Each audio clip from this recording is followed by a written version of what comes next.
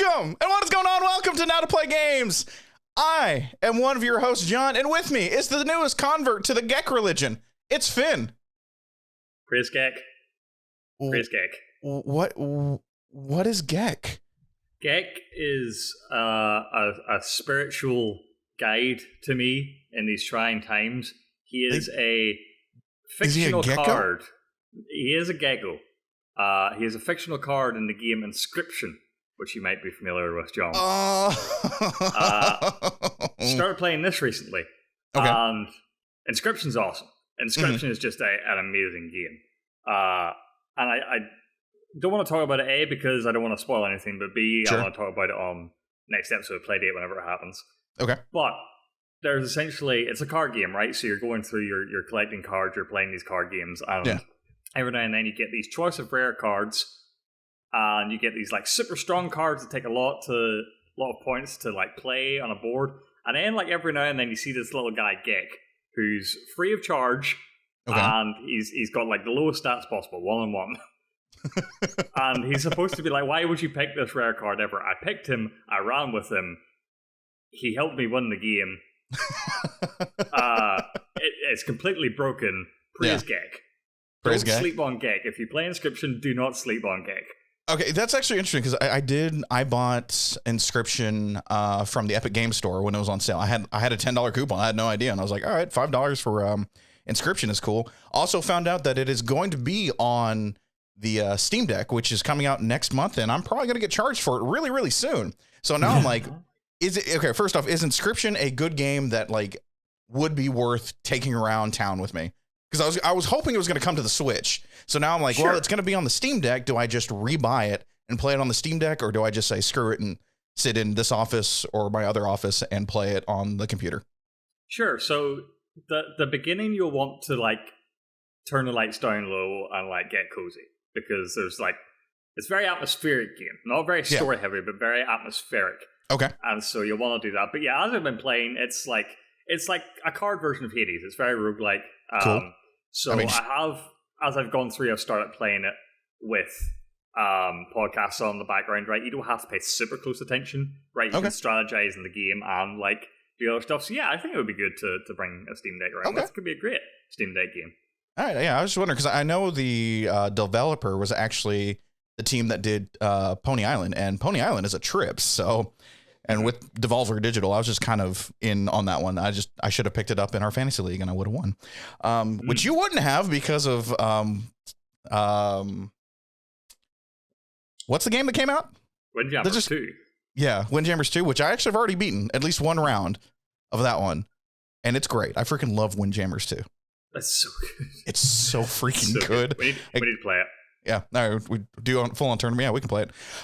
Finn, real fast, before we jump into everything, because we got a lot going on. We're still reeling from the aftermath that is Activision Blizzard and Xbox. You a Batman fan? A little bit. I dabble in the bats. Yeah. Okay. I'm sure you've heard this, and I'm sure everyone's heard this. And again, I'm trying to kind of expand the Now to Play pantheon, bring a little bit of movie knowledge and a little bit of movie stuff, and I want to know what everyone thinks of the Batman, Matt Reeves movie coming out in March, I believe. Going to be 2 hours and 55 minutes long. Yeah. Braveheart, settle in. This is a big movie. I don't know why I'm trying not to get hyped. I don't know why. I just have a gut feeling about this movie. Really? It's not going to hit. Okay.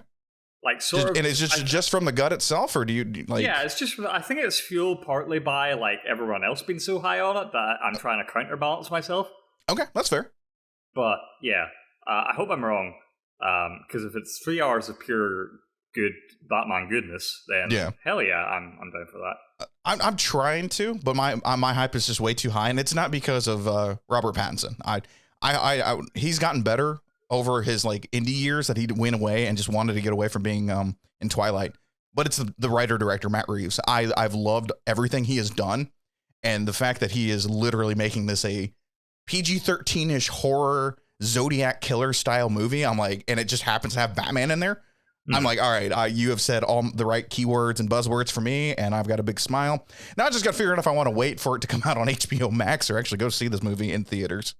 What do you think about the Riddler? Dude, I love the actor Paul Dano. He is psychotic. He has a range that is just perfect. Anywhere from, one of my favorite movies is actually Ruby. I don't remember what it's called, where he's actually a writer and what his character comes to life and she just shows up at his house. And Ruby Sparks, that's what it's called. That is absolutely fantastic. And then you have the other side of Paul Dano where it's freaking There Will Be Blood. I want that movie, but it's like fan fiction. It's like My Little Pony shows up at your door. It's like, why did you do this to me? Why do I have this power? Why did you curse me? With that, welcome to Now to Play Games, your weekly news dump about all the video game news you need to know about. We do this live every Saturday at 4 p.m. Central, 10 p.m. British, here on twitch.tv/Now to Play Games. If you can't hang out with us live, we got you covered. Just search Now to Play Games over on YouTube to find all the Now to Play videos you need. This podcast right here, Now to Play Games, our monthly Playdate podcast, our new show Ride Along, and reactions to things like Summer Games Fest. It'll be here before you know it. Oh, yeah. You almost Ride Along. Ride Along? You know what? I'll tell you about Ride Along. Give me a second. I got you, baby. I got you. Okay. While you're there over on the YouTube channel, go ahead and subscribe and ring that bell so you know when another video drops just for you. If you're listening to this on your favorite podcasting service, follow us there and give us a review. It really does help. And tell your friends to follow Now to Play Games on whatever podcast service they listen to. And of course, social media is a thing. Follow us on Twitter and Instagram at Now to Play Games. Housekeeping real fast, because Finn, you brought it up. Pokemon Legends Arceus is dropping this Friday, January 28th, and we are streaming it here on twitch.tv/Now to Play Games. So come right along with us as we see what the future holds for Pokemon. That's Right Along, baby. We're literally going to be streaming a game. You guys in chat, someone's going to be playing it.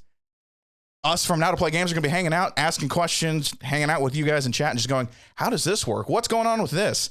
And you just come with your questions. Will we try and break the game? I don't know. Tim. I don't know if Tim's going to come in. If Tim was here, he'd probably try and break every point in that game. John, would you like to hear whispers from the far east?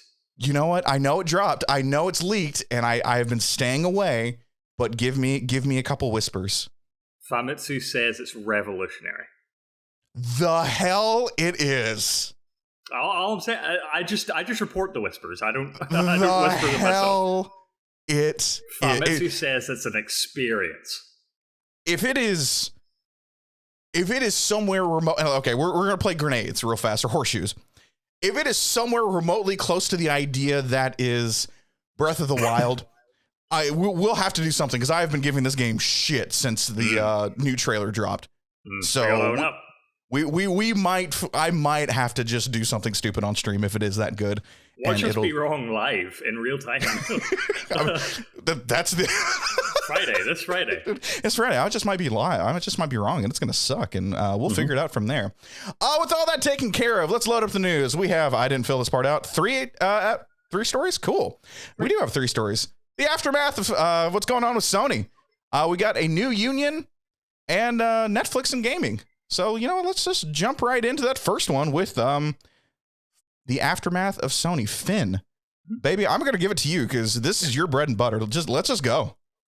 The aftermath of the Xbox Activision Blizzard King acquisition deal that we talked about on a special episode, if you've not seen it yet, came out on Wednesday. We reported it right as it happened.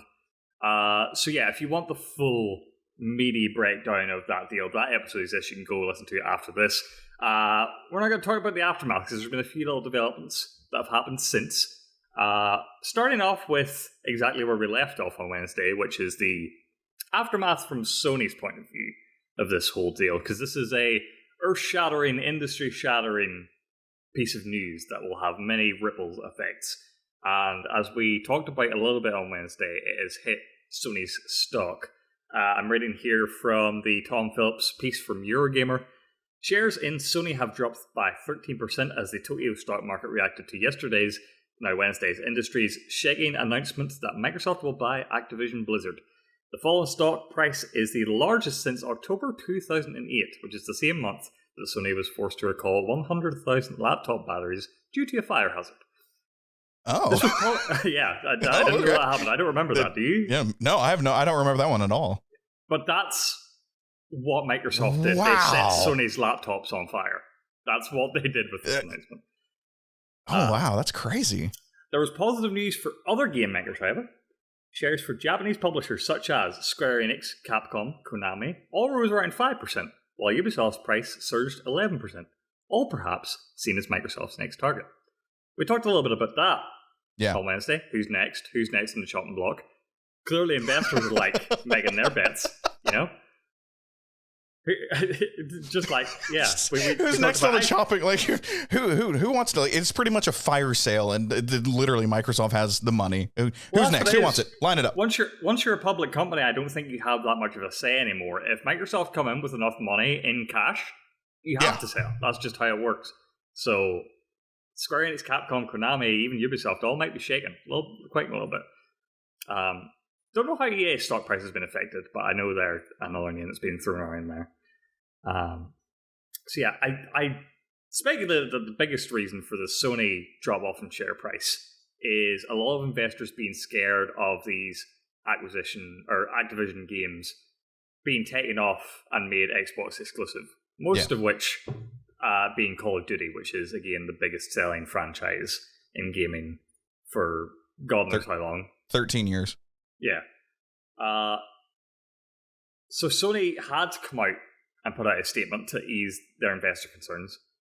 The statement reads, this was given to the Wall Street Journal, "We expect that Microsoft will abide by contractual agreements and continue to ensure Activision games are multi-platform."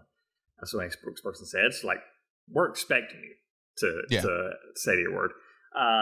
Phil Spencer at Xbox P3, CEO of Microsoft Gaming, came out and tweeted immediately after this, "Had good calls this week with leaders at Sony. I confirmed our intent to honour all existing agreements upon acquisition of Activision Blizzard and our desire to keep Call of Duty on PlayStation. Sony is an important part of the industry and we value our relationship." So what does that mean to you, John? Does that read as what it says? Do you think that we can expect Call of Duty to remain on PlayStation as it has been for the foreseeable future? Or is this more Deathloopy, Ghostwire Tokyo Bethesda speak?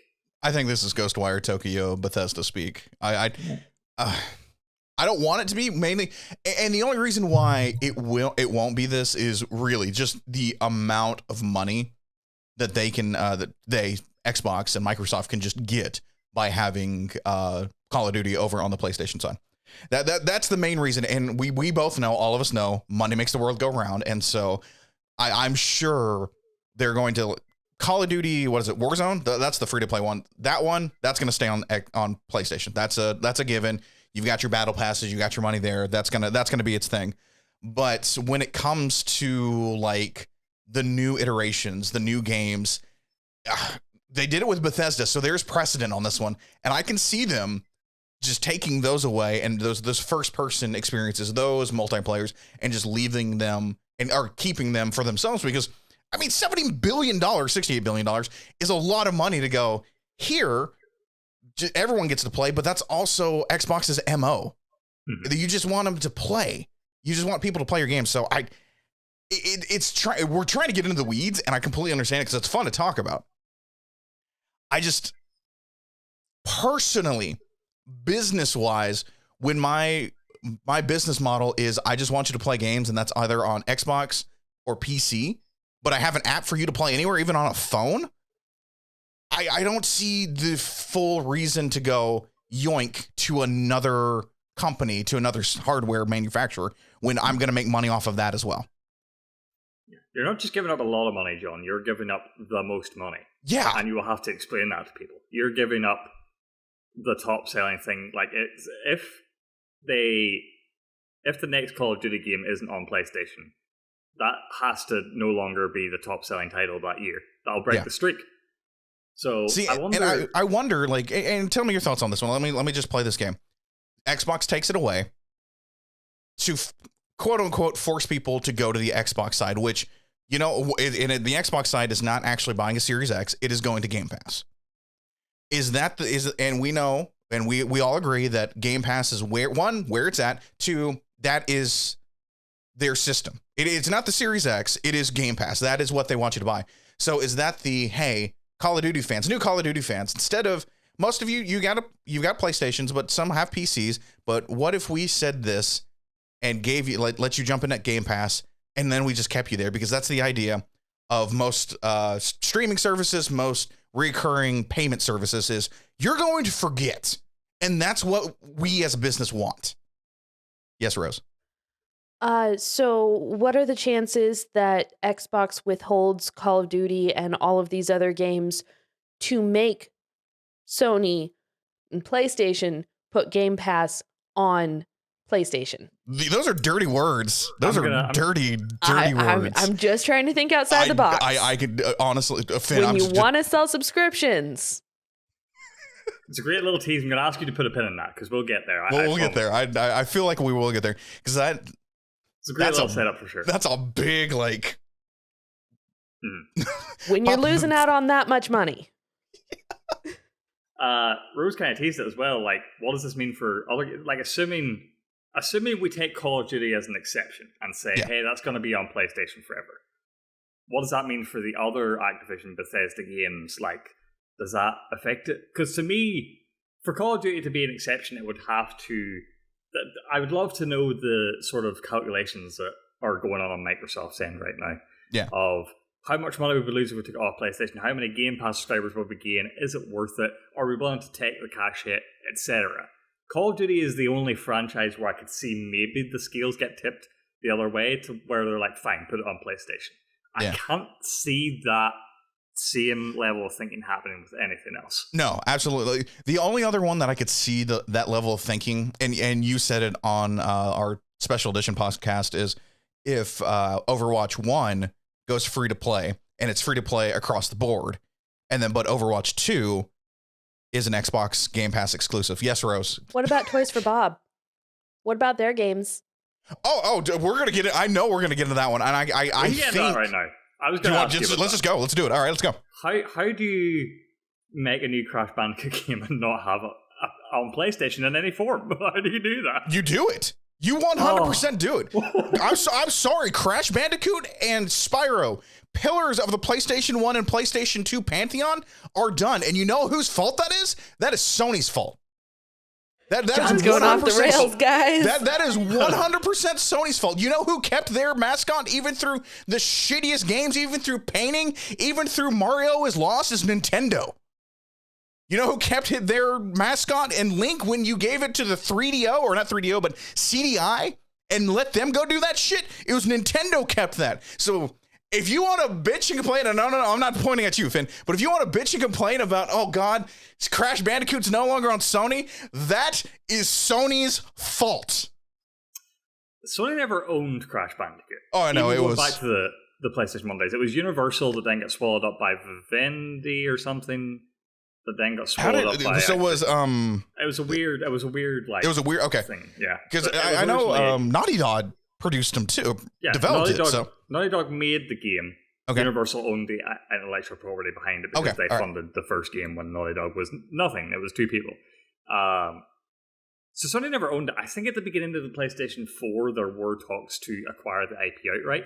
I don't think Activision were willing to sell it. They were like, if we're making a new Crash game, then by all means, we're taking all the merchandising rights and all that stuff. Absolutely.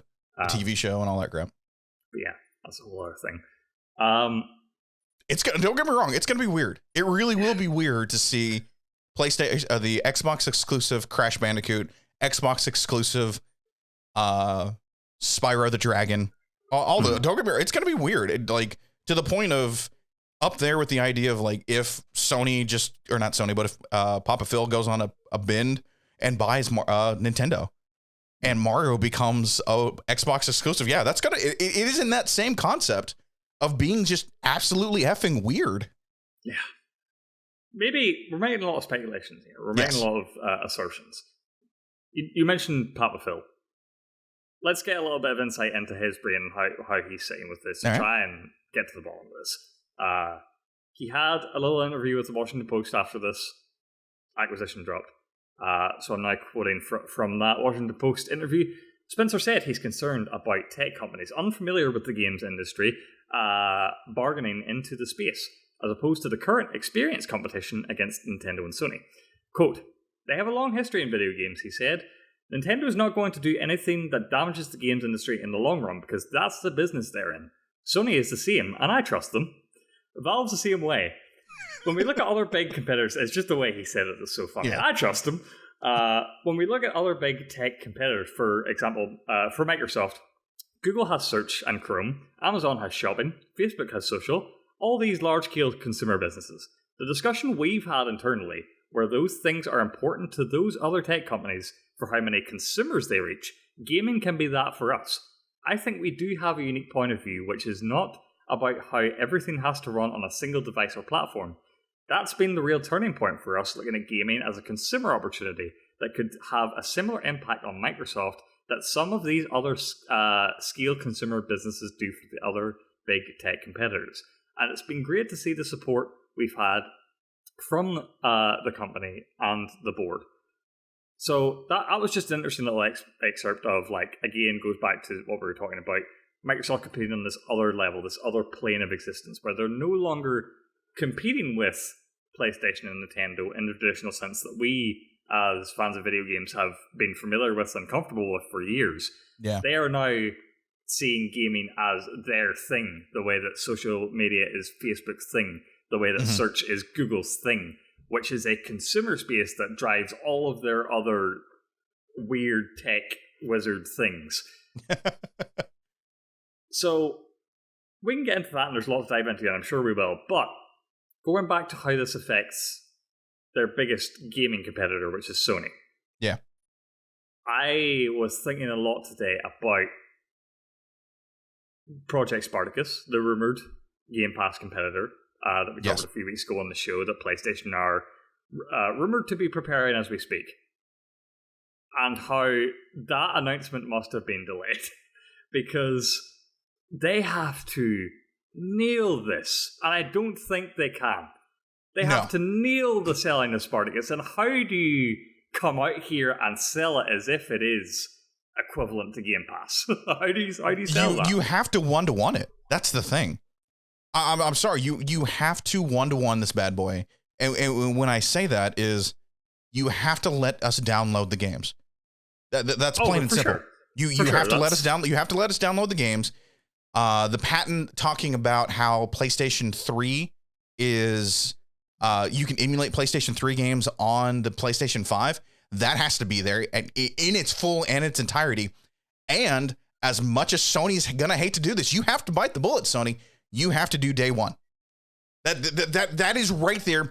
You have to accept the fact that, you know what? We didn't think it was going to be a thing when it came to Game Pass. It is a thing. It is a huge thing. And now we have to come out swinging. And the only thing we can do is trade blow to blow right now. That's it. There is no other way if you want to be considered a success. You're going to come across as copying, but guess what? Game Pass is copying Netflix, and it's working out great for them. So you have to this is a literal, we took 5 years on the chin, 4 years, 5 years on the chin. We have to swing back, and we have to swing back exactly the same way. That is the only way Project Spartacus comes out as, all right, we understand, I hate saying it this way. We understand our enemy. We understand what they're doing. We have to do exactly the same and better. Right now, we just need exactly the same. Day one on everything, John? Day one on every Sony first party. That's the only way. Because why? Tell me why I will actually do a subscription fee when I still have to pay $70 for a game. Mm-hmm. There's no calculated concept where that makes sense as a consumer. Mm-hmm. There's nothing. When Xbox Game Pass, I've got day one games by Xbox and their first party, which I'm going to say it, can big dick the hell out of anything they want to now with Activision Blizzard. Yeah. Like they just have it, and it's there, and it's done, and it's theirs. Mm-hmm. So if Sony wants to they've got the games. Trust me, we all know they have the games, but they have to do something to make it worth their while and worth the consumer's while. You can't run this model of, we have the third person over the shoulder games from everyone. Mm-hmm. We have these amazing games from everyone. You do, Sony. You 100% do, and we love those games. But when Xbox has jumped you 2 years in a row on this concept of what gaming actually is, and we're all now kind of conforming, quote unquote, to their concept of gaming, you're losing that concept of what your games actually are. I'm going to say it. Oops. So they have to one-to-one this bad boy. It's going to hurt. It's going to hurt a lot. Yeah. But you have to do it because there's one thing that Sony has that Microsoft doesn't. And that's what what I'm noticing a lot of people are forgetting. You have an entertainment avenue that Xbox and Microsoft are still trying to find. And that is live action stuff too. So I'm not even saying this concept of just there's your upper hand, because you have Sony entertainment, not just in gaming, but also in movies and TV shows. And somehow if you can figure out how to wrap that whole thing in there and put it in one place for us to subscription, so we get day one games, we get access to Sony movies, depending on how long that lasts until the mouse comes and buys you, and all that stuff. There's your upper hand. You have one thing up on Microsoft, and that is another concept of entertainment. You own Funimation and you own Crunchyroll. I don't know when that is actually going to finish up, but you're buying Crunchyroll. So you have a lot in your repertoire. You just got to put it all in one place for one price. Sony, I expect you to call me after this stream or whenever you watch this, and I will be head of marketing. I could see a universe, John, where some, not all, but some PlayStation Studios first-party games get released. What ones? What ones would make you go? Well, not even ones that would make me go necessarily, but I'm just thinking what they would be willing to do.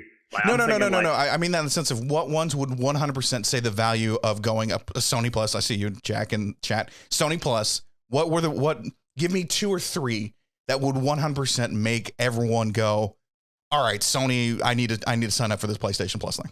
I think things like unknowns, right? Not set franchises, like you could have said, like Returnal, or a Housemark. I'm cool with remastered collections like Uncharted Legacy Collection, or The Last of Us remake that's rumored to be coming out this year. That could go on it. Horizon and God of War, no. That I don't see a universe in where Sony does that. Ratchet and Clank, no. Miles Morales, maybe, but Spider-Man 2, no. That's the level I'm thinking of. I don't think they'd be willing to sell the whole farm. Okay, so you're thinking a delayed reaction to... I don't want to say delayed reaction, a delayed drop of these games after 6 months to a year or anything like that? Yeah, but only the top brass. Only the top brass. Yeah, God of War would be 6 months down the line or a year down the line or something. So but would you buy it day one or would you wait for the 6 months? I'd probably buy it day one. Would you? I'm sure a lot of people would buy day one, but if here's the kicker: $15 a month. Let's just say $15 a month. That's 30. So that's what 15 times 6, 30, $80. Did I just do my math right? $80. I don't know. I can't confirm, but yeah, I come from a position where I realize that I can do that. I'm able to do that if I want to, and also I care enough about gaming to make that financial decision as well. Other people are go ahead. Sorry, but even taking it off of the PlayStation, is Call of Duty going to be on it or is it not? Just thinking of the amount of gamers out there who play Call of Duty and nothing else. Game Pass is such a value proposition. Yeah. And Halo's on there as well. So, we may as well get into this now. Open up the full discussion. Hold up. I want to correct something real fast because this is a gaming news podcast and John is over here trying to say that you cannot download PlayStation Now games, and that is not true. But I think what he was trying to do is because there are backwards compatible games on there, but you can only stream them. You can only stream some. There's only a couple that you can download. I'm just making sure we clean that up real fast. I appreciate that. Sure. Yeah, you're 100%. There are games that you can actually download on PlayStation Now, which that needs to go the hell away. I hate PlayStation Now. You need to be able to up and down 100% download every single one of those games. Mm-hmm. And have streaming as the option rather than the other way around, the same way xCloud do it. Yeah. Jeff Grubb posed this. Rose posed this. Yes. I don't. As you said, it sounds dirty. It feels dirty. It is 100% right, though. The proposition of we're now in a position to have the discussion of Games Pass being made available on PlayStation consoles. Do you envision that? Yes. Do you envision that future? Yes. Yes, I do. Yes, I 100% do. It's just it make okay. So it is one of those very rare good things for all when it comes to gaming. And follow me down this logic hole. It's going to be weird, it's going to be crazy, but everyone follow me. You get your PlayStation, you do not have to worry about exclusivity anymore because you have the app. The app is what is exclusive, not the actual machine that you play this game on. And that is what Xbox is trying to do. We both envisioned a place, a year where we can buy an LG TV. We can buy a TLC TV with the Xbox Game Pass app on there. So if we can envision that, we have Xbox Game Pass on our phones. We have it on our computers. You can play it through browser. You can play it through your Apple. I'm sure it's coming to Roku. The only thing we're missing is a Nintendo Switch and a PlayStation console. That's it. All right. Okay. So I'm Sony. Sell me on this. Why should I let your dumb Xbox logo come up on my dashboard? I'm not calling it dumb. Sony's calling it. No. Because the PlayStation logo already comes up on MLB The Show. We already have agreements across games. Right. But like Xbox is like over there like loving it. They love the MLBs on Xbox now. Mm-hmm. I'm Sony and I don't love Game Pass being on because like think of all the third-party game sales I'm losing out on.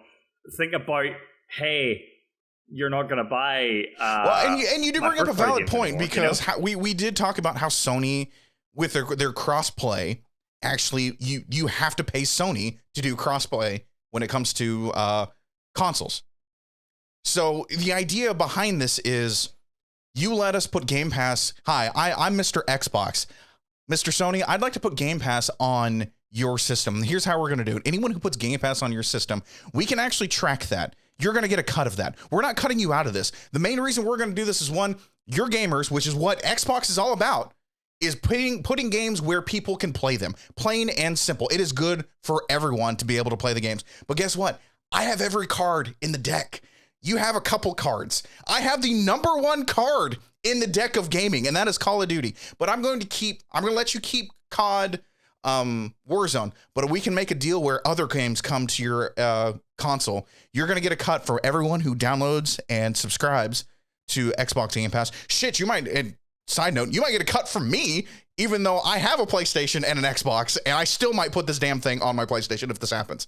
And so think about, we have 25 million subscribers. Let's think of how many people more we would have because, let's be honest, it is still the number one selling console. Well, PlayStation or the Switch is, but it is people want the PlayStation 5. People love the PlayStation 4.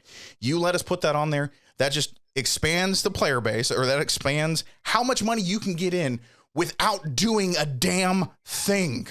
You cannot tell me investors, you cannot tell me a board will go, wait, we're just going to get money by just letting people download something on our consoles? Yeah, it's going to have an Xbox thing on there, but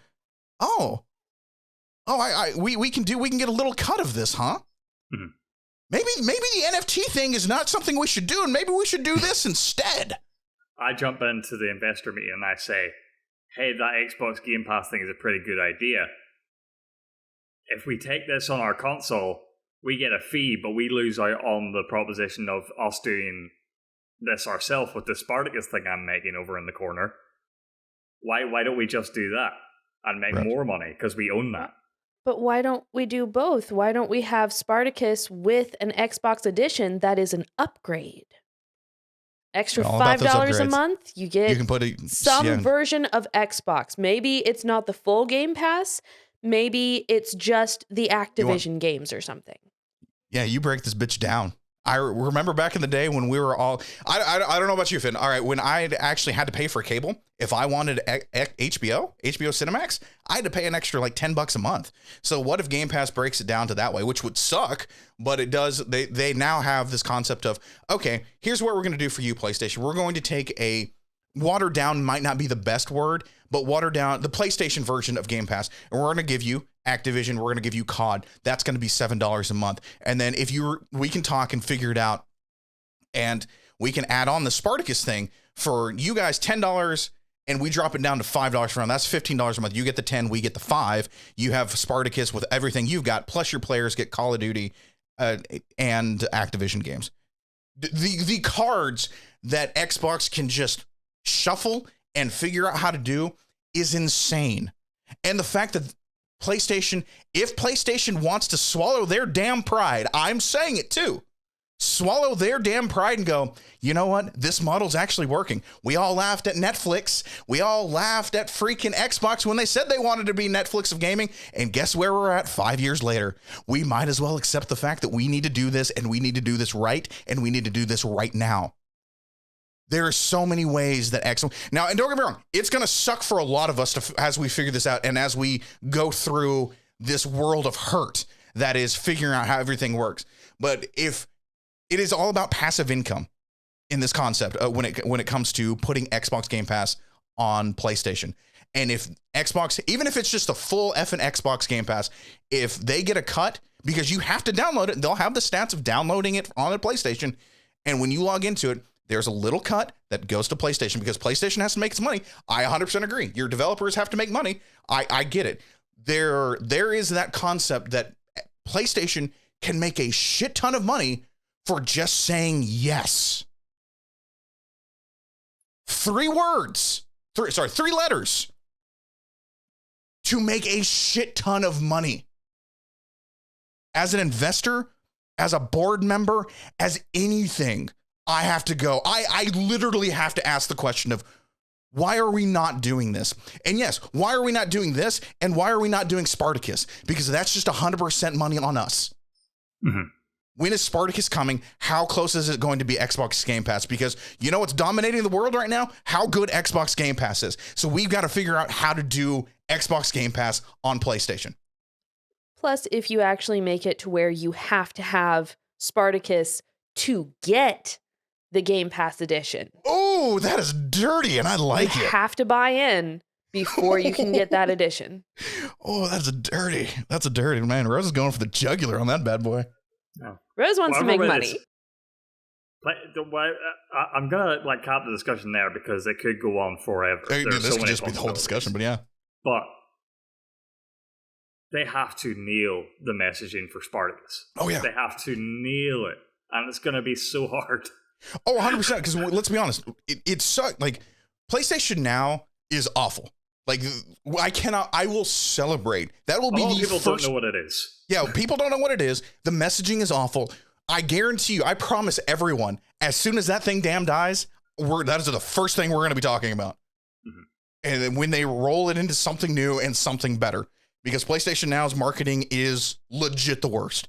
And that's the first thing they need to do is get rid of that, roll it into PlayStation Plus, and then they have to figure out, because again, as much as people are going to bitch about it, Xbox now has so much damn power over games. The only thing that we have is Phil Spencer going, I just want you guys to play games. When do we expect to hear about Spartacus? I think Spartacus is going to be announced at the PlayStation Showcase in this summer. Because I think that's the big thing that they have. Like, the PlayStation Showcase is always awesome. We always get cool games. That right there is the one thing they need to actually nail at that point. Like, I don't even think you give it to Keeley. I think you have to do this on your own. You have to show it, and you have to nail the marketing point blank. You have to 360 no-scope this bad boy, even though you probably won't be able to do that on PlayStations. Well, a great way to cap that off. All right, let's move on to what is another big discussion. Let's go a little more solemn. I don't know how to go this one. We've been talking about all the crap that's been going on with Activision Blizzard when it comes to unions and their harassment and fuck Bobby Kotick and all that crap. So let's just jump right in. Raven Studios QA employees form Game Workers Alliance Union. This is from Jared Moore over at IGN. Excuse me. A group of Raven software QA employees have become the first Activision Blizzard workers to form a union by launching the Game Workers Alliance with Communications Workers of America. The launch of the union comes after workers in the department, as well as other current staff and former employees at the company, entered their 5th week of strike action in solidarity with members of the QA department whose contracts were terminated last month. The current strike action marks the 3rd time workers have downed tools at Activision Blizzard since the company became involved in a lawsuit over sexual harassment and misconduct claims last year. Excuse me, I'm still sick, so I'm going to take a sip of tea real fast. This is a quote from Raven QA lead Barrett Reel from that article. We formed the Game Workers Alliance, CWA, because my colleagues and I want to have our voices heard, and we want to see changes that reflect the wants and needs of both the gaming community and the workers who create these incredible products. It's extremely important that workers have a real seat at the table to positively shape the company going forward. So I found the press release from the CWA, the Communication Workers of America, and I'm going to jump a little kind of deeper into the article. This is from Sarah Steffens, who is the Secretary Treasurer. I had to double check on that one. Her quote reads, Raven QA workers are taking an important next step toward improving their working conditions by joining together in a union, and we are excited to be supporting their efforts. We ask that Activision Blizzard management respect Raven QA workers by voluntarily recognizing CWA's representation without hesitation. A collective bargaining agreement will give Raven QA employees a voice at work, improving the games they produce and making the company stronger. Voluntary recognition is a rational way to go. And then just some quick points from the actual press release is instead of collaborating with workers and organizing to improve workplace conditions, Activision Blizzard has used surveillance and intimidation tactics, including hiring notorious union busters to silence workers. Still, members of the Game Workers Alliance, CWA, are hopeful Activision Blizzard management will come to the table and formally recognize the union. Game Workers Alliance, CWA, will provide a structure so that the workers can actively push for real changes at the company to ensure just working conditions, wages, benefits, and transparency on the job without fear of retaliation. Sorry, the just working conditions threw me off. It's like, no, just in the concept of these are the right working conditions. So all this happens. We know how this goes. Activision Blizzard does respond with their hub drub and all that bullshit. So, excuse me. Here we go. Activision Blizzard is carefully reviewing the request for voluntary recognition from the CWA. So, Rose, I just saw that. I looked this up. CWA. Yeah. So let me kind of clean that up a little bit for everyone because I had to figure that one out too. So it is the Game Workers Alliance. It is the GWA with the CWA, which is the Communication Workers of America. They are the ones that helped them form the union. They are the actual, the union that the Games Workers Alliance is now an offshoot of, but they'll be represented by Communications Workers of America. Yeah, that was weird for me. I was reading this like, what the hell is the CWA? So I had to actually dig into that a little bit. I was going to come back around and clean that up, but there you go.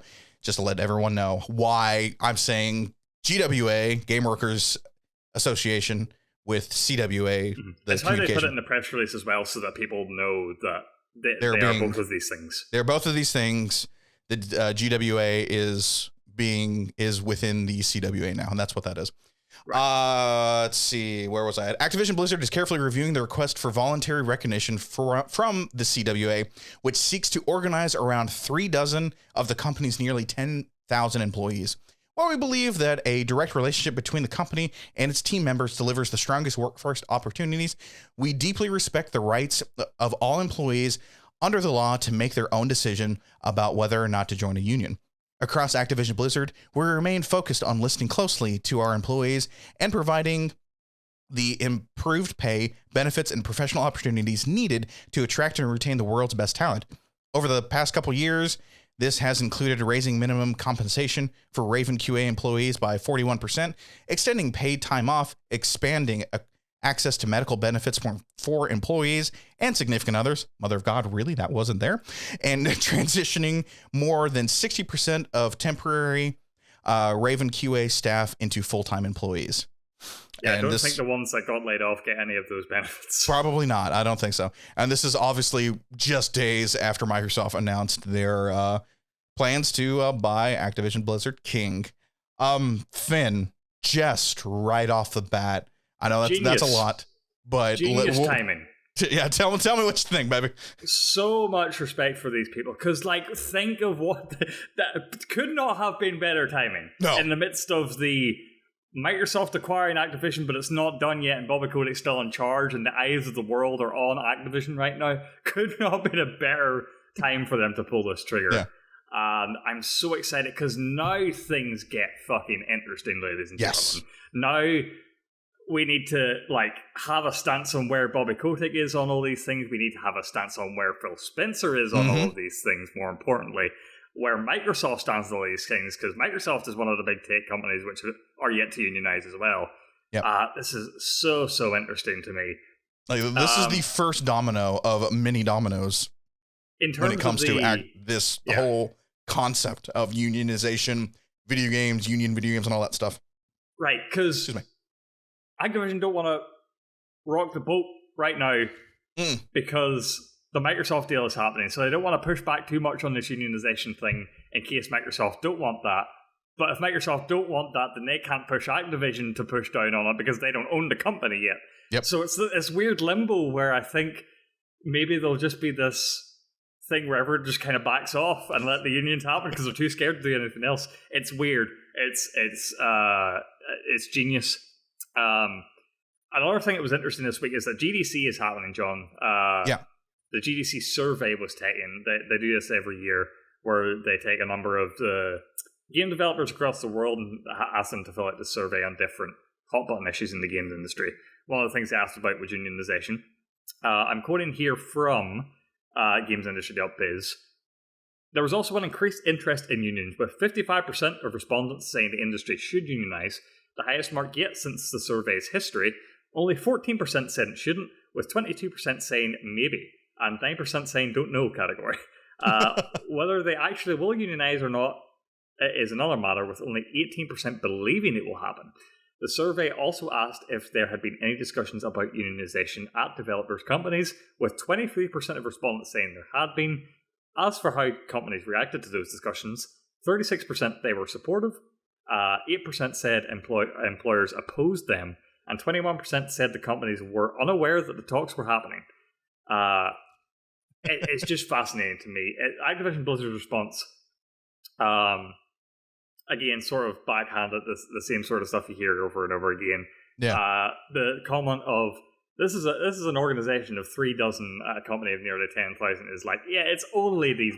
It's like it's the same thing that Bobby Kotick did recently, where he was like, yeah, that he bottled down the whole allegations and like sexual misconduct stuff into one Washington Post article, as if that was the only thing ever written about it. Yeah. And they're doing the same thing here. And then, while they're just like, like people can choose whether to join a union or not. I think this whole thing is genius. It's right timing. It now really puts a spotlight on what each company separately is going to do, but the inevitability of March 2023, when Activision becomes an Xbox-owned company, of what they're going to do when Activision Blizzard probably does, like you're right, it probably does nothing, because this is the I need to keep my head down concept now, and I need to just shut the hell up, don't do anything really stupid, and just kind of let it get us to 2023 where I can just wipe my hands clean and go the other direction. Did you see, because Phil Spencer's already been asked about this. Do you have the quote? I saw. I didn't know how to. I didn't know if you were going to talk about it with us talking about Papa Phil, or if I needed to bring it this. So bring up that quote. Yeah, so it's the same interview from the Washington Post. This is at the end of it. Microsoft employees, like those at most big tech companies, are not unionized. When asked how his company feels about unions, Spencer said, "I'm going to be honest. I don't have a lot of personal experience with unions. I've been at Microsoft for 33 years, so I'm not going to try and come across as an expert on this, but I'll say we'll be having conversations about what empowers them to do their best work, which, as you can imagine, in the creative industry, is the most important thing for us." A very similar answer to the answer he gave when the same question was posed to him a number of years ago about unions, only it's much more of a hot-button topic now. because Microsoft are now, maybe not so much now, but once they take the reins, and it won't stop people asking about what they're going to do when they take the reins, but once they complete the acquisition of Activision, they are now responsible and accountable for everything that goes on in that company. Yep. And so it's interesting, like, Activision Blizzard are obviously coming out from the stance of, like, hey, you could do this union thing, but we think it would be better if you just negotiate it with us personally, and we can, like, sort all this out without having to bring unions and all into it. And it's like, if you keep up to date with the A Better Activision Blizzard King Twitter account, or like what these strikers are doing, like, they're not just like striking because they're angry, they're striking because they have a list of demands that have yet to be met by Activision Blizzard. And so if they want these conditions to be met, and like these improved workplace conditions, like, obviously Activision talking to them isn't proving fruitful, right? In some instances they're just saying, like, Activision is completely ignoring us and our strike and what we're asking for. So yeah, it's this thing where the eyes of the world are looking at Microsoft to see how they will fix Activision Blizzard. Yeah. And this is where someone has to call their bluff, where if they let unions happen in Activision Blizzard, there's no reason why they shouldn't let unions in all of Microsoft. Yep. So it's nerve-wracking for them, I'm sure, which is exactly what I want to see from a big tech executive, is to see them sweat. And I hope people are sweating right now. I hope they, after so long of hearing about this dumb shit. Did you see I sent you this. I don't know if you read the whole thing. The day after Microsoft acquired Activision, Bobby Kotick held this fireside chat. Yeah. The guy just can't stay out of the news. Even when he's not the news, he just can't stay out of it. He held this fireside chat with the staff of Activision Blizzard to try and, like, reassure them about what was happening. And a few of my quotes from this. The fireside chat, which took place over a video conference, was just 16 minutes long instead of the billed 30 minutes. Kotick rocked up 7 minutes late and failed to respond to fielded questions submitted by employees in advance of the meeting.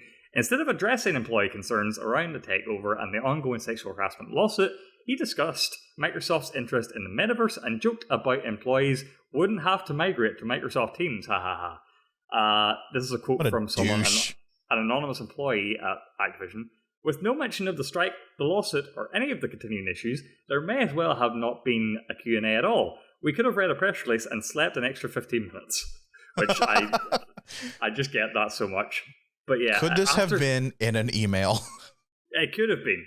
But that's the thing. When you get leadership like that and you hear these stories about Bobby Kotick and the board, and just like this clear breakdown in communication between them and their own workforce, I'm glad we're now at a point where, like, yeah, we're able to finally make a push. And, you know, if you want to, like, I don't envy Phil Spencer's position. No. But if we want to keep, like, praising him as, like, this guy who just does things for the right reasons, he's going to have to put up or shut up. He is now head CEO of Microsoft Gaming. And so all of this is under his watch. So the way he responds to this and his team responds to this is going to be very telling. Yep. I'm just so interested in what happens next. It's going to be earth-shattering no matter what he does. Like, if he does decide just to vote, and I don't mean this in this way, in the sense of just letting it happen. But if he goes, unions are here. You guys, if you guys want a union, you can union. It is going to send just a ripple effect through the gaming industry, and vice versa. If they're like, we're not going to do unions, which, I mean, I don't think you can now because of what Raven Studios did. It'll send it the opposite direction. So good on Raven for doing this, and also, like, I agree. I don't envy Phil Spencer. Like, I respect the man, like, 100%, and I hope he does the right thing. I hope he does what is best for the people that are making the games that we enjoy. But I don't know. I don't know the dude, so it's kind of one of those. We're waiting, and we're in a holding pattern. We're going to be in a holding pattern, everybody, for a year and like 2 months probably when it comes to this, unless Xbox and Microsoft just announce something between now and the purchase of Activision Blizzard. So. Mm-hmm. It's going to be weird. Microsoft can't legally do anything right now. Exactly. Until this deal is closed. Activision don't want to rock the boat at all until this deal is closed. And for all we know, this is just going to be a holding pattern. And they're just going to be non-committal about, they're just going to pull the Bobby Kotick of just not talk about it, which will 100% suck. But let's be honest, I can see them just going, that's Xbox's problem now. We're just going to wait. And then it'll come to a point when Xbox takes over. And then it literally goes from Activision Blizzard going, do you accept this as a union, or to now Phil Spencer and Microsoft and Xbox, do you accept this as a union? And I can see them doing that. Why? Right. Oh, but God. I would say to the staff at Raven, I hope you guys build on this momentum while you have this, again, holding pattern, as we talked about. Because if they can, show, hey, we made a union, you guys can make a union too. They can build on that. They can, go across Blizzard and King and all these other things if they want to, and because it now is bigger than just Ravensoft, right? It's a thing that is talked about anytime Activision is brought up. And so this could be the start of something very special for the games industry. That's why I'm talking about I think a lot of the hesitancy around unions, especially since so many game developers want it, according to that GDC survey at least, I think the hesitancy about whether or not it'll actually go through if they decide to go ahead with it. I think that if this union becomes bigger, or it's able to be the first domino in a number of different unions across the games industry, it could be this just giant wave that the industry just rides. And the hope at the end of the day is, union or no union, you hope working conditions improve for exactly. the game developers, because it's been an industry that's been plagued by nonsense long before Activision. And it's just completely rife with just nonsense. So the hope is that one way or another, these issues begin to get better over time. Yeah. A lot of people. This is going to be an evolving story, John. We're going to come back to this. So 100%. I'm guessing. A lot of people sweating over at Microsoft. But real quick question before we end this podcast. One more story. Should Microsoft be sweating about Netflix? I'm pulling from Eddie McCooch over at GameSpot. Netflix responds to the planned acquisition of Activision Blizzard. Netflix sees the proposed buyout of Activision Blizzard as a move in endorsement that subscription-based models are powerful. Quoting, COO and Chief Product Officer Greg Peters in this article, it was exciting to see the activity in that space. And I think to some degree, it's an endorsement of the core thesis that we have around subscription being a great model to connect consumers around the world with games and game experiences.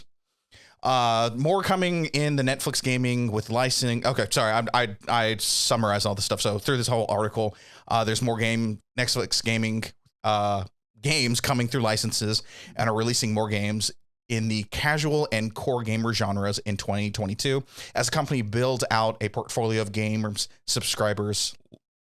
that subscribers like the best. Apologize, I stumbled over my own words. This is again Greg Peters. We're opening to licensing, accessing large game IPs that people will recognize, and I think you'll see some of that happen over the year to come. Other thing Netflix is kind of looking at is interactive experiences, not just licensing games. Let's see. Peters continues in this article, but we also see back to testing. Whoops, I'm sorry. Whoa, what the hell? I think I just died. But we also see back to test building out a whole cloth and the ability to take the French. Did I die? I copied and pasted this. What the hell? No, for sure. There's a lot of stuff in Phil Spencer interview as well, where I was just this isn't a sentence. That's not a sentence. Okay, did I read? I copied and pasted this. I'm that's not proper. This is one of the problems with just transcribing what people say. But we also see back to test building out a whole cloth and the ability to take the franchises or the big titles. Let's call it that we are excited about and actually develop interactive experiences that are connected to those. We see a huge long-term multiplayer opportunity in that too. This is why we keep Rose around, and she's our producer. Yeah, it's one of the things, John, where like if we ever like break a story on this podcast or whatever, and someone takes our quotes, I dread that day. It's going to be so like seriously, you know, the thing. What we're talking about. So we were talking. I was like, I was really in my head. My head's even going. That's not right, John. Yeah, no. Okay, continuing on with this, we're going to be experimental and try a bunch of things, but I would say the eyes that we have on long-term prize really center more around our ability to create properties that are connected to universes, the characters, the stories that we're building in our places, and sort of magnify the value for the fans of those stories. Netflix admits they're still in the early stages of all of this. Peter's reminded everyone that it's still very early in days in terms of what Netflix is trying to achieve with games. The early results from Netflix games have been positive.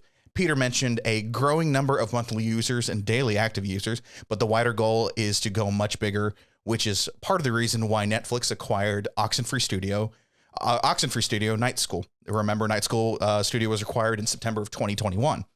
But really, as we're doing this, we've been building a parallel. What I'm super excited about it, which is the sort of internal development capacity, our own game studio.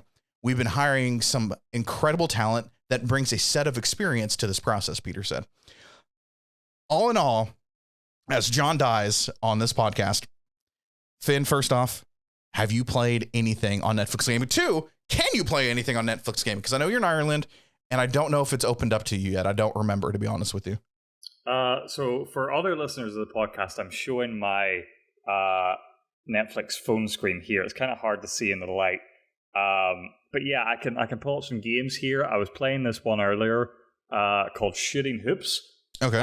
It's fun. The thing about Netflix games is they're mobile games, yeah, but like as far as I know, they're trying to like not have any microtransaction-y things on there. This game Shooting Hoops is pretty fun. It's just like a little fun, just arcade like thing where you just like have to like literally shoot this basketball up into the net. It's very bizarre, but it's fun. Yeah. But yeah, right now it is just mobile games. So it's hardly something I ever think about. And you still have to go through the Play Store. It's not its own independent thing. But it is tied to your Netflix account. Whenever you open the game, it asks you like who's playing, the same way as like you open up a Netflix app, like who's watching. So it asks you to pick a Netflix account to tie like your scores to and stuff. It's pretty cool that way. Oh, okay, that's cool. Yeah. I meant to play a little bit before, and I just completely forgot working on this podcast. Yeah. There's not a lot of like big hitters in there. If you're not into Stranger Things, there's very little to grab your attention. But that basketball, what was it called? The basketball game's fun. Basketball hoops? Yeah. Shooting hoops. Yeah. It was fun. It's a fun game. Yeah, and I see, and with Oxenfree Studio, because I know Oxenfree 2 is coming out, I actually see them putting that on Netflix as well. And just to see, that is going to be the biggest test of how many people are going to play it on Netflix comparative to, I know what I said earlier, buying it for another console. I say a lot of redundant things and contradict myself all the time. That's going to be the first. Well, it's not the first, actually. Well, it is the first. Because I don't think Stranger Things, the game, is on console, right? Stranger Things 3 is, yeah. The game, yeah. It's on the Switch. Interesting. But you can't play that. If you open the Netflix app on Xbox or PlayStation, you can't play Stranger Things through that. No, you'd still have to buy it. This is a bigger game, like a sort of core game, a console game, if you would. Like, where people are going to be excited for Oxenfree 2, and it's like, I have it through my Netflix subscription, why can't I just play, why do I have to buy it again on my Xbox? Yeah. Like, why can't I just, I don't know, I don't see Microsoft letting that slip through the cracks as much as you're talking about putting Game Pass on Sony, and like, hey, come on, let us put our thing on your thing. Like, I don't see me being able to load up Oxenfree 2 through the Netflix app on my Xbox. You know, I don't see that. And would that be what helps Netflix jump? Will Netflix jump Game Pass? And if so, is that what's going to do it? Is like taking and jumping on my Netflix app on my Xbox or my PlayStation and being able to download their game onto my system and do that. So I'll be able to watch a movie and I'll be able to play a game through the Netflix app. Like, what do you honestly think would cause Netflix to just, instead of just being streaming entertainment, streaming shows and movies to now take on the likes of Game Pass and possibly even Project Spartacus if it actually comes to fruition, which I hope it does. Oh well, it's the same as anything really. It's content. It's the quality of exclusive content and the volume of content you can offer for the subscription fee you're charging. Phil Spencer said it himself in the interview he had with the New York Times before the acquisition, which now sounds a bit like patronizing out of context, but he was like, Netflix is doing great. They acquired Night School. You know what? Good for them. Good for you. But no, he was saying like they're going the right way about it, where they're not trying to reinvent the wheel. They have people in the industry who they know are creative, and they can just say, hey, your thing is on our thing now. So right now they only have Night School and like Oxenfree, like those games, they're a small studio, those games only come out once every 5 years or so. So that's hardly enough to like draw people in. But they're going to have to keep doing that same thing. They're going to have to just adopt the Xbox strategy, whether they find their niche in games like what Night School are doing, like with smaller indie, like more narrative games that would appeal to people who watch movies and TV shows, like the more narrative stuff. Yeah. But it's also the thing where, you know, like everyone's subscribed to Netflix already. Like Xbox have 25 million subscribers, and that's a lot, but Netflix have 220 million plus at this point. So it's a thing where people already have it, so they don't see it as this other thing like Game Pass is that they have to convince themselves to get. Yeah. I'm sure Netflix want a future where they can go toe-to-toe with Xbox, and because there's a subscription fatigue, right, that people feel, where it's like, I have all these subscriptions, I feel like I have to whittle down some of them because I'm dipping in like little bits of everyone. I just need one subscription, and Netflix want to be in this point where they're like, hey, you can cut Game Pass and just have us because we have games too. I don't think it's ever going to get to that point. I don't think they have the sort of like connections in the industry or the willpower even to try and do what Xbox has done with Game Pass. But I think it'll be valuable if they carve out again their niche.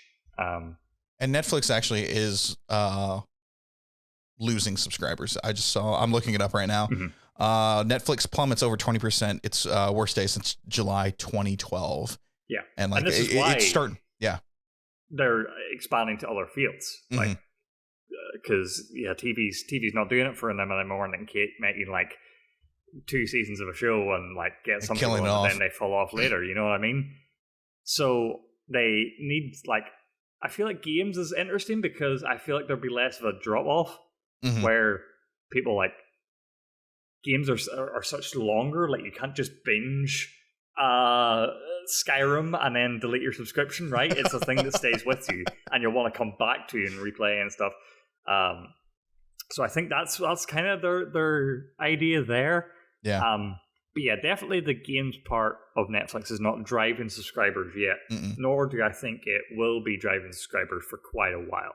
Yeah. But again, they have to appeal to like a very specific type of person, whether that's if you're like the indie gamer or like, hey, okay, we're not going to get this on console, so let's focus on PC games. Let's get some RTSs, some strategy games, some like good like Doom style, Quake style first person shooters, except Microsoft own Doom and Quake now, so what are you going to do there? What are you yeah, I think if they carve out the niche, they can find some area in the space. But trying to take on Games Pass, I don't know. Yeah, we're wondering if even Sony can do that right now. Like Netflix, you're a whole other thing. Yeah, you're a whole other thing. You have some stuff in your pocket, but it's not games, so it should be interesting. Also, just want to point out too, as of October 2021, Netflix is worth $290 billion. Just saying, Phil. I just had a thought. Okay, come on. I knew I was going to do that to you too. Let's go. We're slowing down on Netflix. There's not much more to talk about Netflix. No, anyway, right? I was about to sign this out, so I'll give it to you. Let's go. I'm cycling back around. What if Spartacus has EA attached to it, EA Play attached to it, the same way that Game Pass has EA Play attached to it? Okay. Like that's more of a one for one thing then. Because like you think of all the sports games, you think of the FIFAs, you think of the Maddens, they need something like that. Or even if it's Ubisoft even. Well, the Ubisoft one is the one that's interesting because you have to have Xbox Game Pass Ultimate to get the EA part. Yeah. So depending on if PlayStation does tiers, I think it would be pretty interesting if they're like, all right, EA is now on Xbox, but you can get Ubisoft Plus. I think that's what they called it, or something like that. Or you get an Ubisoft connection where you can download your Ubisoft games onto PlayStation. Ubisoft Connect is what I remember. Is it Ubisoft? Oh, you might be right. I think it is Ubisoft Connect. I know we all laughed when that was announced. No one subscribes to it anyway, no. Unless you're on Luna, and even then. Yeah, it's stupid. You shouldn't be subscribing to that one. And screw Ubisoft and all that crap. I think that would be very interesting if we were to go back to that one-to-one concept of what Project Spartacus needs to do. Yeah, I keep on forgetting EA is a thing on Xbox Game Pass. So yeah, they do need something, whether it is EA going on that side too, and you get both of them, or a completely different service, which Ubisoft would be pretty interesting to see if they pulled that off, because I know. But then they just had the thing where Rainbow Six Extraction's on Game Pass, and they made a big deal of it being on Xbox that's consoles the thing. now. This is the definition of being late to a party you didn't know you needed to be invited to. They're locked out. Yeah. So PlayStation, it's a big. We could just make a whole podcast on Spartacus, and we might like. I could feel it from you, like how much you're like, oh my god. Oh my god! The thing is, they could double down on Japanese developers, but they don't have a handheld thing anymore, so they can't even really. Oh, Riley, thank you. I'm sorry. You don't need Ultimate to get EA Play. My bad. I thought it was my fault. Okay. For some odd reason, I was like, you have to have the top tier, but that's good to know. Thank you. Appreciate that for correcting me. Yeah, no, you can just have PC Game Pass because that's what I have. I don't need Game Pass Ultimate because I don't need Xbox Live to play online on my PC, and I don't have an Xbox. So, but you have access to EA Play. Okay. Good to know. That's awesome. I appreciate you guys. That's awesome. The content wars are here. The console wars are dead. The content wars are now. Who has the most content? Who has the most content? It's one of those things like Netflix knew what they were doing, and now if you like content. If you like content, why don't you subscribe here? Why don't you follow us here? Do all that stuff, because you know what? This has been your weekly Now to Play Games podcast. If you're here with us live on twitch.tv/Now to Play Games, please click the follow button. If you're watching this video on the Now to Play Games YouTube channel, go ahead and subscribe and click that bell for all the NTBG content at your fingertips. All you podcast listeners out there, give us a follow and a review. You are the absolute best. And with that, I am John. That is Finn. Rose is in the producer chair. Thank you so much for making us a part of your day. Now go play some games, and we'll see you next week. What are you doing? The sort of new sign off, like, and I'm Finn Campbell. Like, wait. I just remember that glass.